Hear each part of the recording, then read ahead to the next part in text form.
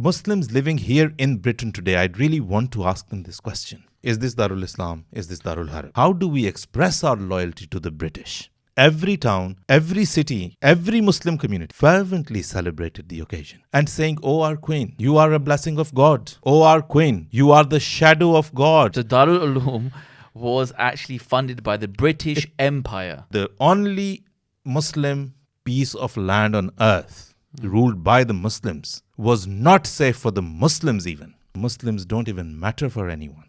It's a bit of a loaded question, but did Muslims, especially Muslim scholars, like British colonial rule? It is actually a loaded question, and the answer is a lot more loaded, and it can't, we can't contain it in the amount of time that we have, because the question, as you've asked, is often asked, as generalized as it is, did the Muslims like the British? Yeah. Which British are we talking about? Is it about, and what age and what era are we talking about? Because it's like almost 200 years that the British were in India and in control of the affairs. So what part are we talking of that huge time span of 200 years? So at times, Muslims did not like them. Some of the Muslims liked them, some did not. At times they disliked them, some disliked them and some did not. So it's history, you see. So it's not, the answer is not as straightforward as you would expect or anyone would expect. So we need to draw a marker at what time we are actually talking about. And then maybe we can address the question in a better way. So I think, what if we go from the East India Company or the 1857 mutiny, which a lot of Muslims will know about, and this whole concept of jihad against the British. What if we start around that time? Yeah, I think that's probably the most appropriate point to start from and look into how things unfolded. The mutiny, some like to call it the Jang-e-Azadi, freedom fight. But then history suggests something else, because what was it actually? It was a revolt by the Sepoys. Sepoys meaning? Meaning the, from within the police and from within the army, the lower class workers of the lower rank workers, I would say. And they had and it wasn't only Muslims. If you want to call it jihad, it was a collaboration. And it was a revolt which resulted out of a collaboration between the Hindu Sepoys and the Muslim Sepoys. So these are soldiers who serve the British Army. Who served the British Army, right? And it was a revolt coming from them. Didn't work, again, because there was no collaboration between the Hindu Sepoys and the Muslim Sepoys, because they both seem to have, some historians would say different motives. Yeah. I would say unclear motives of what they actually wanted out of it and where they actually saw it going. And if you want to bring jihad into the equation, first of all, it's a collaboration of Hindus and Muslims. But if someone really insists on bringing the element of jihad into it, I personally think 1857, the mutiny of 1857, is important in defining the fact that it wasn't jihad. Because a prerequisite of jihad is that Allah the Almighty helps the Muslims as they go head to head with the enemy, if you want to call, or the opponent camp or whoever the contestant. We see that it was crushed badly, didn't get them anywhere, and any similar attempts later on along the line never worked. Right. So if you want to base it on the Quranic principles, if it were jihad, it had to work. We see that it didn't work. And it's at that point where you get two different schools of thought, more, but you can generally class them into two, where some, the more moderate, the more intelligent school of thought among the Muslims actually understood armed resistance isn't going to work. Yeah. And it's going to be wrong to call it jihad. It was very clear. So just to get it straight, 1857 happens. Of course, there's a faction of Muslims calling for jihad. It fails. And so now you're saying, so now Muslim scholars, and I do want to particularly pay attention to Muslim scholars, right, because obviously they would be giving the fatwas and the edicts of what's jihad and what's not. And we can go further into, Yes. if it was a land where they could fight. But so you're saying now there's two camps. Some are saying jihad continues, and some are saying that no, actually the British are fine to like rule over us. I mean, the thing is, saying that the British are fine, we have to go slightly into a little bit of history and understand how things were working. Yeah. Before the British arrived, and when I say the British here, I mean before the British East India Company arrived, because they went and they took control of an empire. Yeah. Was it that easy? So that itself points us to a direction where we go into those alleyways and see that it wasn't even actually an empire. We say that it was being ruled by Muslims.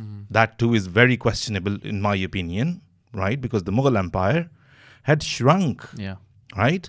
After Aurangzeb Alamgir, and which was in the early 18th century, 1707 it was, or something like that, 1709. So after Aurangzeb Alamgir, because he wanted to extend his territory, the empire. And for that, he carried out military warfare left, right, and center, stretching the treasury to a breaking point. And that is what brought about the collapse of the Mughal Empire. So, okay, Technically, fine. that is where the degeneration starts, the erosion. And then it just keeps shrinking and shrinking and shrinking, taking advantage. Many little dynasties had, started carving their own little kingdoms, taking control of their own little lands, and just doing a lip service of loyalty to the titular king. Just, because they were obviously part of their and revenue and taxation and everything was working under the Mughals still. But the control was gone. It was totally a situation of what you call anarchy. Yeah. And nothing more than that. So that is when the British arrive. And that is when it would have been easy for anyone who had experience in trade, in politics, in economics, to take control of such a piece of land, huge as it was, but in tatters. Yeah. Completely on its knees, ready to fall apart. One question I have here, you're saying that, so this is the Mughal Empire coming to its falling now, and there's pockets of rules by others. So who are these others? The others are, most of them were Hindus. Right. And they were, like I said, dynasties who had controlled certain pieces of land for a very long time and had owned those pieces of land. And they were usually called the Nawabs or the Rais or the Raja of those states. But where do the Sikh come into this? But the Sikh, obviously, I'm not mentioning them because they didn't really form that the people, the ruling class as such. I mean, they had been rulers for a very long time, but they had fallen. So they did have certain states at their disposal as well, which they where they made these princely states. But as we later call them, princely states, Right. So that is how it was, falling apart. Right. Okay. So we're going forward. It's falling apart. The British come in. Then what happens? Then what happens? They take control. Because what they're seeing is that, they did face resistance all along, right? What they see is that there is no economic system, agreed economic system in such it's called the subcontinent for all the right reasons, Exactly. because it's a huge, massive piece of land. Traveling by train from one end of the country to the other, it can take you 4 days, maybe 5 days and 4 nights or something like that. So it's a massive piece of land. So that is where they saw that there's no agreed economic system, no agreed monetary measures. Every state had their own coinage. They had their own mint where they would, make coins, and they had their own system. So barter was still in place in places, you see, where goods were exchanged for goods. So you can see how primitive it was. We do feel annoyed when we read in, the reports from those days when Indian natives are called primitive or backwards. Yeah. But then they were stuck in a certain phase of time and they wouldn't move on, because as long as you had autonomous or semi-autonomous states established already, you didn't have much control on them. So this notion or this idea that, the Muslims ruled India before the Arabs, they didn't. He was just a titular king just sitting there enjoying his whatever pomp and pleasure that he could have around him in the Red Court of Delhi. That was all what he was about, especially when, things came to an end. So, and if you really want to insist on that Muslim element, they did understand, the Mughal emperors had started to understand right from the time of Akbar, the great Mughal-e-Azam, that it is falling apart. It's going to fall apart at any time. So he, in an effort to appease the people of the land, because he knew that religion was the biggest bone of contention between all of the population, he created his own Deen-e-Ilahi, which was a clear divergence from Islam, nothing to do with Islam. And that allowed him to marry Hindus and Hindu girls and Sikh girls and Christian girls, or any girl, any woman that he wanted. And this is before the British came. And this is way before the British came. This is Akbar the Great. Right? So that Deen-e-Ilahi, he professed it openly, clearly. It wasn't anything hidden. Was that Islam? It wasn't. So right from that time, and even maybe before that, religion had entered into the socio-political control of India. And it remained all the way to the end. And it remains all the way today, even after the partition has happened and the land has been divided into 2-3 pieces. We've got Bangladesh and we've got India and we've got Pakistan. So that still survives there. Right. So the 1857 rebellion, freedom fight, whatever you want to call it, happens. So now why do we have a faction of Muslim scholars, especially saying that the British rule is good? Right. Again, we have to just quickly go back into history and see that the two major factions of this society, of the Indian society and the Indian people, were Hindus and Muslims that had coexisted in whatever circumstances, but they had coexisted for a very, very long time. For Hindus, because the Muslims had come and invaded and taken over the land, Hindus always saw them as intruders and invaders ruling over them. So the advent of the British by Hindus was always seen as one imperialist replacing the other. Right. And they saw it as a better imperialist replacing the worse, because they had clashes and communal conflicts and whatnot, deadly ones, bloody ones. So for them, it was only that. Muslims were living in an imagination of their past glory. Oh, we were the rulers. Yeah. The rule and the reins of the rule have been taken away from us. We've been deprived of our glory, and we want that back. Now, addressing this question, how do we get back? Because you see how the regression was happening, and you see how the degeneration was happening. I mean, Muslims had enjoyed ruling huge pieces of land. I mean, the Islamic Empire, the Muslim Empire had spread unprecedentedly. Yeah. There was no precedence of that. So and that when it started slipping out of their hands, it just started going, and they wanted to think of a way of how to react in the presence of a foreign ruler who also was from an alien religion, not their co-religionist, and then also to see how we can bring our glory back. So that is where some advise them to go back to the time of the Holy Prophet and do whatever was done then. The others say that isn't going to be possible. We're living in a world where things are moving so rapidly. Technology is taking over. And we're just sitting here, we don't even know anything. And the Hindus, because they accepted the English, the British, and they understood that they're here to stay for a long period of time, and they're going to be our rulers. Yeah. So we need to adapt. So they went for modern education that the British had brought with them.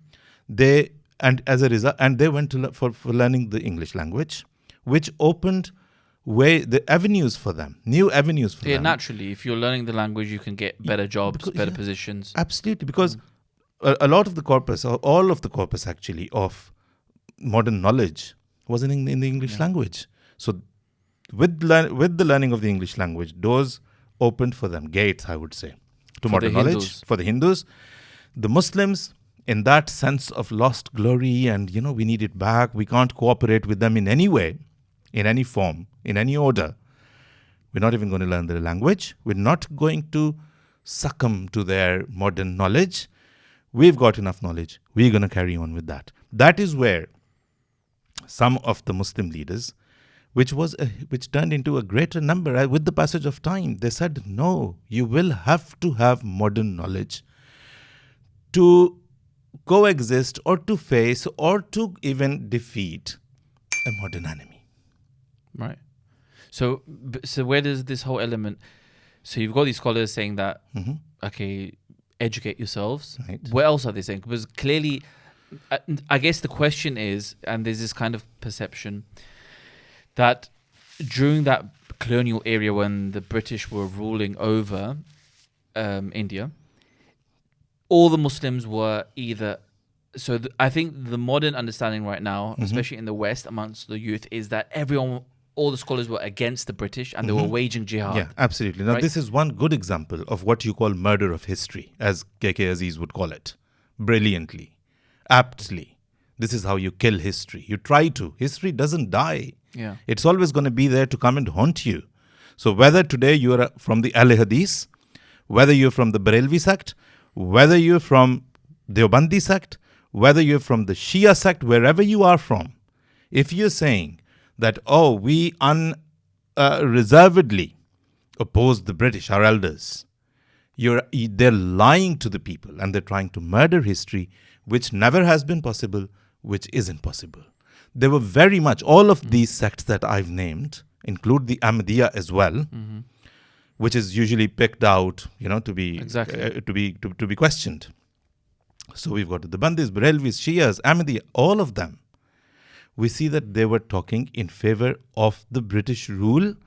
Again, I would emphasize that it wasn't the case that it was unreserved. It wasn't the case that they were saying that their religion is good as well. So as Muslims, they kept emphasizing the fact that Islam is a totally different religion, an evolved form of the religious order that has been coming all the way from Abraham and Moses and Jesus. And they would have munazaras, they would have debates with Christians, etc. So it was about, sorry? Yeah, so but I guess what the question would be that what was their justification for saying that the British are actually good for us, or we should live with the British? Great. Okay, so going back to the 1857, the mutiny, as I would call, and I would insist in calling it mutiny. Yeah. After that, when the Crown takes over, a royal charter is issued by Queen Victoria in 1858, usually known as the Royal Charter of 1858 or the Victorian Charter. So just for those who aren't aware, 1857 mutiny happens. Right. Now the British government takes over the East India Company. That's out the question now. That's out of the question now. So it's now directly the Crown ruling over India as one of its colonies. Right. And the charter says that firmly relying ourselves on the truth of Christianity, that is clear, and acknowledging with gratitude the solace of religion, we disclaim alike the right and the desire to impose our convictions on any of our subjects. We declare it to be our royal will and pleasure that none be in any wise favoured, none molested or disquieted by reason of their religious faith or observances, but that all shall alike enjoy the equal and impartial protection of law. This was something alien. This was something that all religions having the freedom to proclaim, to profess, to practice their faith had been out of the Indian picture for centuries. Freedom of religion. Freedom of religion. The communal conflicts had been rife all along. That is why, that's one of the major reasons why the ruling class was always standing on a very shaky pedestal, right? Because that would just eat into the flesh and bone of the society, of the community, of the state, and not let anything happen. So that is where, when the British come in, take over, the Crown takes over, and this is the first thing. And the Indian ears had heard such a charter, such an announcement, such a proclamation after centuries. And it was happening. The fact is that it was happening. And it's not me saying it. I mean, I'm not from that time. I didn't witness it. Many historians didn't witness it. But we go back to the time and we see what the Muslims, or the Mohammedans as they were called, what they were doing. 1897, when Queen Victoria celebrates her Diamond Jubilee, 60 years on the throne. Go back and look at the newspapers. Don't believe, I mean, if someone listening doesn't want to believe me, don't believe me. Go back to the time and see how the press was covering. In Muslim press, not only the English press, but the Muslim press as well. How the joy, the jubilant fever, the extravagance that Muslims showed at the time of and the letters that were written, that we're going to, the plans that unfolded on the days when it was celebrated in the summer of 1897. All Muslims, a Muslim delegation goes to the Viceroy to present an address to the Queen. Every town, every city, every Muslim community, when I say that, I say it very responsibly. Every town, every city, and every Muslim community that lived therein. It's all in the reports from those days. In the newspapers, in the other reports that were sent over here, back home to England, how the Muslims so fervently celebrated the occasion. And saying, "Oh, our Queen, you are a blessing of God. Oh, our Queen, you are the shadow of God." And I'm quoting Ahle Hadith, Deobandis, Barelvis. "Oh, our Queen, you are a shelter for us." And what not. These are Muslim scholars. These are Muslim scholars. And when I say Muslim scholars, I'm not talking of a Ahle Hadith or a Barelvi sitting in some little village in some little mosque. I'm talking of Nazir Hussain, the stalwart of the Ahle Hadith, Sheikhul Kul. And I'm talking of the Shias, and I'm talking of Ahmad Raza Khan Barelvi. Don't want to believe me? Go to Fatawa Razaviya. See what he says.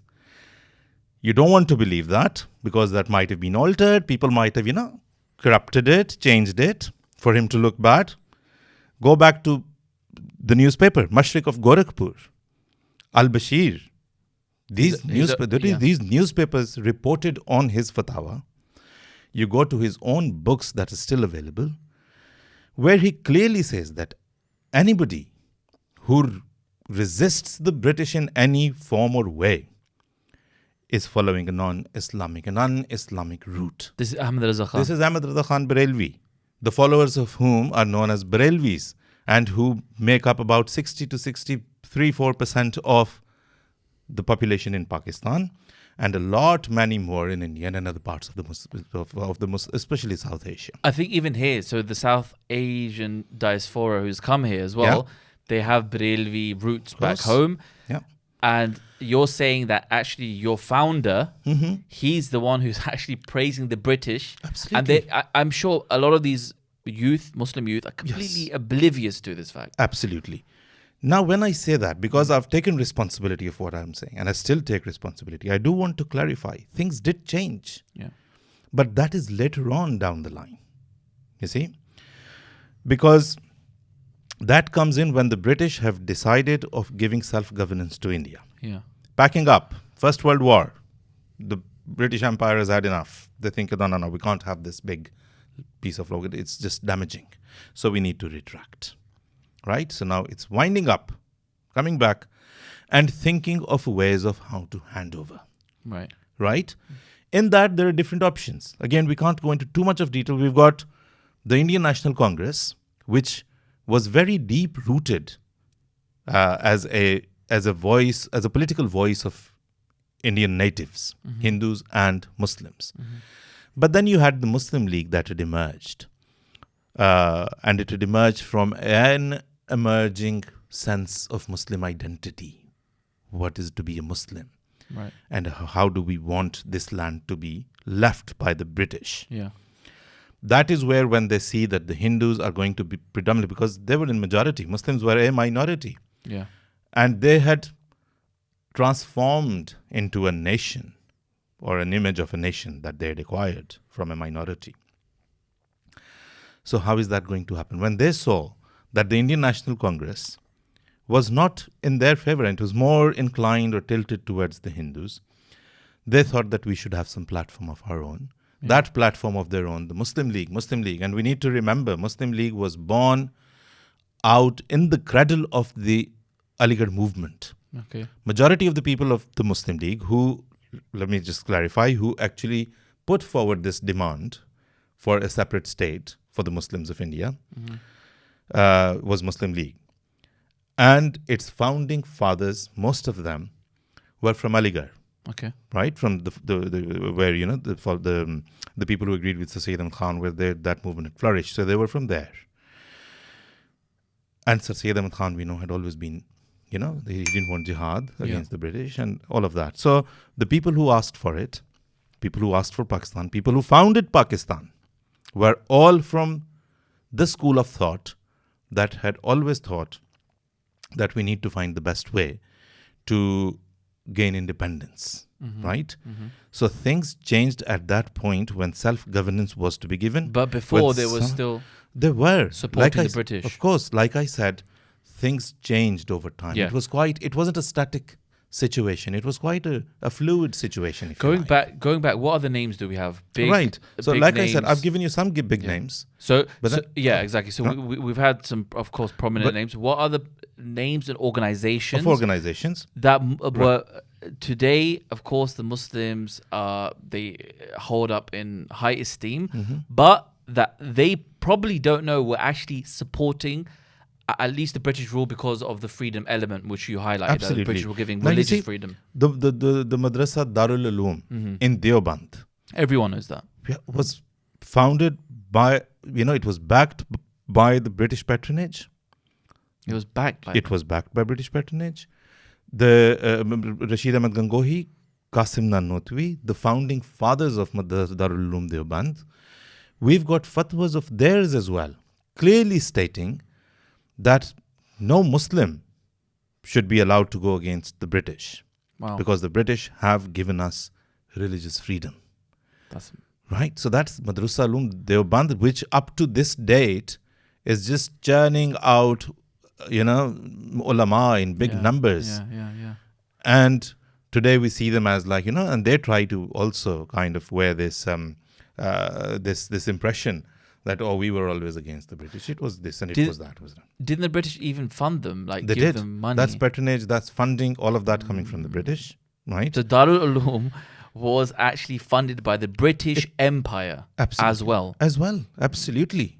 It was opened by them, inaugurated by them.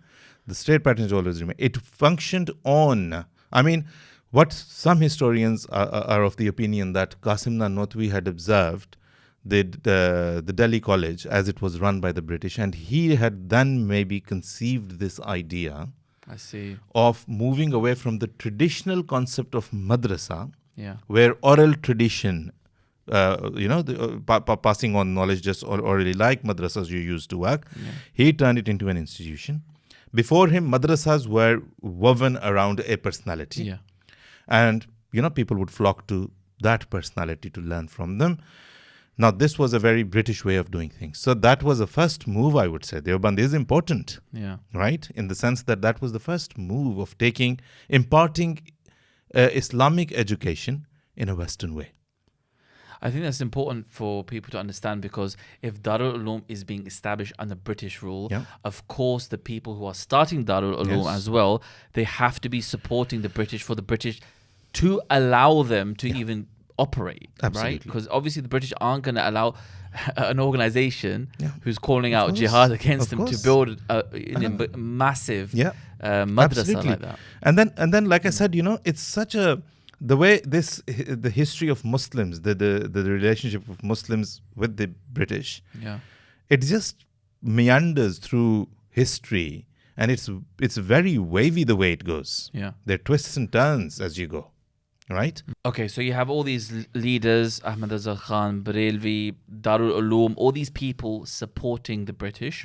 The question is, why are they supporting or accepting and, of course, praising the British rule? Right, What's because, the reason? like I said, one major one was obviously the religious freedom that they had. The other was they had understood that armed resistance isn't working. Right. And the other means that can be adopted in a revolt against the ruler could be propaganda, maybe. They didn't have control on that as well. They didn't have the resources to carry out a propaganda on a level that could counter, say, the British propaganda, if British rule, if the British Raj came to that. Yeah. So they knew that they did not have the resources to fight their foreign ruler in any way. They were in there to stay. Now, what is the best? What they wanted to, now what they realized was that what is the best way to coexist with them. Right. So they realized that uprisings against the British are continuously going to cause disturbance and are going to wreak havoc all the time. So it's best to stay away, best to keep your people away, your followers, your following, and tell them not to go for these uprisings and coexist and enjoy the freedom that you have. There's nobody stopping you from professing or proclaiming or practicing Islam. That's what I was going to say. So, of course, they would have to justify this Islamically as well, right? Of course. Of why you can't Yes. rebel against the British who were Absolutely. ruling over you. Yeah. So that again, with that memory of that and that imagination that they had of the bygone days, where there was only two ways of understanding a geopolitical situation back in the early days of Islam and the dynasties that followed afterwards, the Umayyad and the Abbasids, for example. In every land, the question always would be, is this Darul Islam? Is this Darul Harb? Yeah, that's what I wanted to come to. Darul Islam, Darul Harb. Absolutely. For our viewers, if you could explain that whole concept. Now, that is where you see that the ruler of a certain area or their people or the natives, if they're resisting you as missionaries of Islam, right, as it was seen later on, then it's Darul Harb and you need to fight them off, right? Okay. The definition changed over time.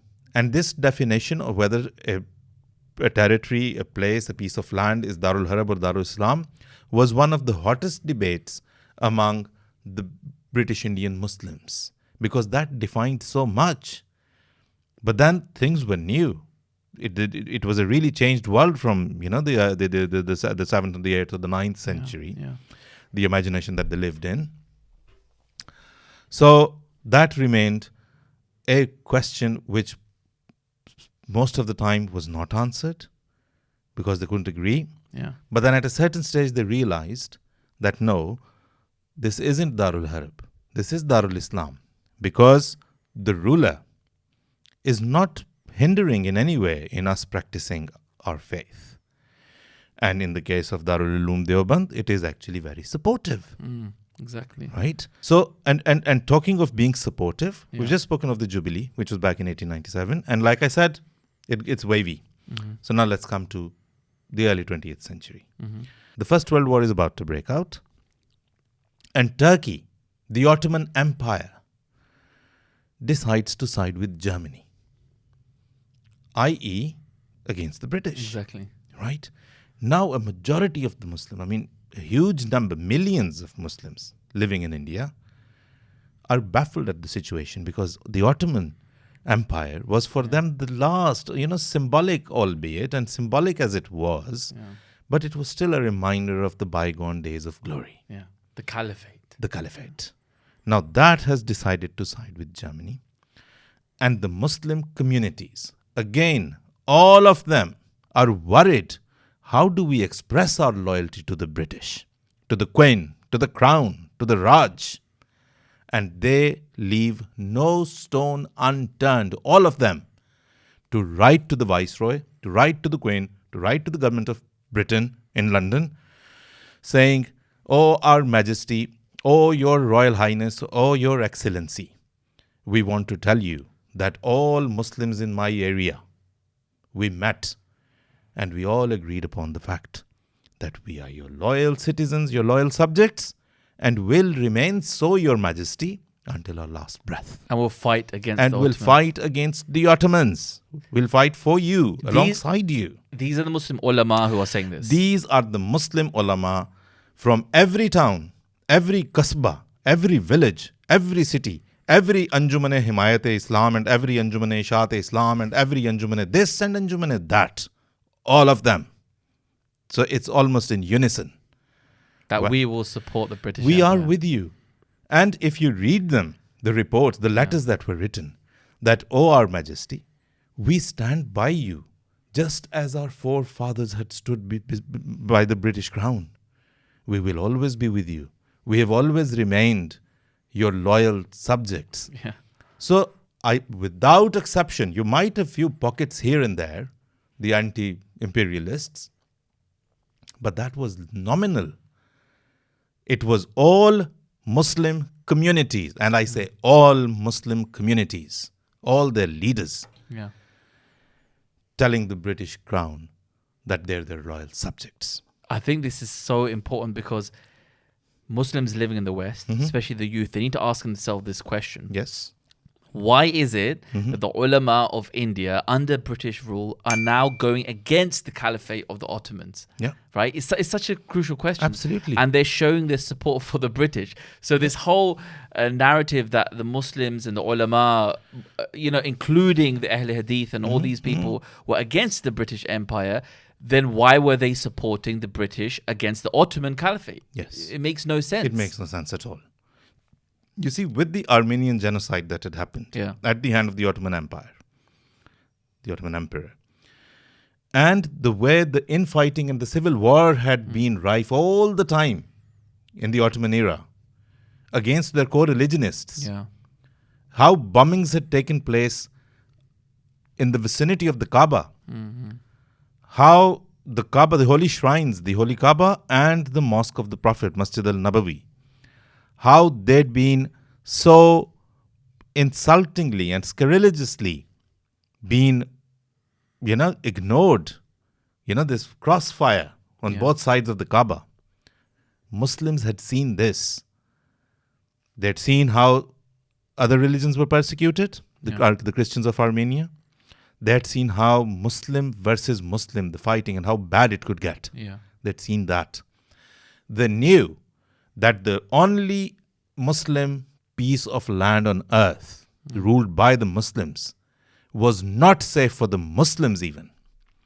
And they knew, all of these scholars whose generations now are trying to wipe off that from this, they all knew that the freedom of religion and the freedom of expression that we enjoy here in British India or under the British Empire, we cannot have it even in the Ottoman lands, which is a Muslim empire ruled by a Muslim emperor, caliph, khalifa. Yeah, 100%. And the fact that there were so many different Muslim organizations within the British Empire course. points towards this fact of them having that freedom to express themselves so openly. Absolutely. Now, when I say that, because again, it's a heavy burden when I say this with a lot of responsibility. So I have to clarify again. There were certain things at the hand of the British Empire, the colonialism, as we called it, the days of colonialism, Atrocities. which atrocities that were carried out. Some things that were not too fair. Yeah. Some things that weren't too just with the native subjects, with the Muslims, sometimes the Hindus maybe. But then we're looking at what was provided by them. So we have to weigh in and see what else came with living under the British Empire. Yeah. Muslims living here in Britain today, I'd really want to ask them this question. Don't they disagree with many policies of, say, the British Prime Minister, who's supposed to be calling the shots, right? They do. And they can openly express it as well. Yeah. Even British foreign policy. Foreign policy. They can express it. They do express it as well. And get away with it. First question, would they be able to get away with such an expression of their feelings or thoughts in a Muslim land? I don't think so. Yeah. Right? The other question is that just as you live here and you say, some Muslims would say the British are carrying out great atrocities, or they're allies with people, with the countries that are carrying out great atrocities, the forces in the Muslim world. But these Muslims, they still choose to stay in Britain. They still choose to pay taxes, Yeah. right? So just take this situation and copy paste it in that situation of the British Raj, the days of the British Raj. And that is how maybe things become easier to understand by those Muslims who are in complete denial. I wouldn't even say denial. I would say it's very, very cunning. They're And cunning delusional, to be and honest. delusional, maybe. Even delusional gives them a margin, Yeah. Fatir. Yeah. I really don't That's agree in true. giving them any margin. Yeah. I call it straight lies that they tell. There was absolutely all of their leaders in unison have expressed their loyalty to the British Raj. We've got proofs, and history bears witness to it. They can't do anything about it. Yeah. But the question is, I don't mean to accuse them of anything. Does it even matter? It was a complete different situation, in a complete different scenario, in a completely different age, in a completely different world, I would say. Yeah. So, what we need to see is where we're living today, our Muslim identity in this day and age, and how do we want to carry that identity? And when are we going to realize the fact that Muslims don't even matter for anyone? Yeah. When do we want to realize that we need to come together rather than keep pointing fingers at each other? Yeah. And unify. Unify, unite, and then go again looking out for a Muslim identity. Yeah. No, that's great. Thank you for that. And especially, I think this can be a lot of food for thought for Western Muslim youth in particular. Absolutely. I keep saying it because a lot of the history, like you said, is murdered, right? It's wiped away, it's buried, but history is history. And I think it's going to be eye-opening for a lot of Muslim youth who didn't know that actually their forefathers, their scholars, supported British rule, and the fact that the British were giving them religious freedom, and they knew that jihad, how they understood it, wasn't working, so they said, look, let's coexist. Yep. And I like that analogy that you gave, that actually a lot of their generations now are living here in the UK. Absolutely. Right? Absolutely. You run Muslim charities here. You've got Sultan Bahu Trust and this trust and that trust. Right? So you exist here. You've got that freedom. And like I said, again, if you want me to, I do understand the importance that you keep coming back to the British Muslim youth. And yes, they do need a very important message. And that message is, history is history.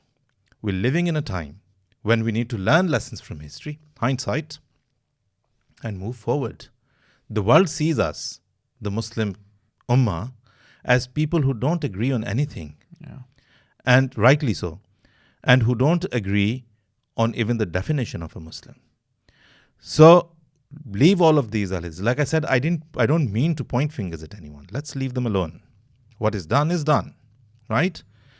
What we need is, we need to go back to the definition of a Muslim as prescribed by the Holy Prophet of Islam, the founder of Islam, may peace and blessings of Allah be on him, which was very simple, very straightforward. Whosoever says they're a Muslim, put them down as a Muslim. Exactly. And that's the way to unify. That's the way to unify. Nothing else. Thank you so much.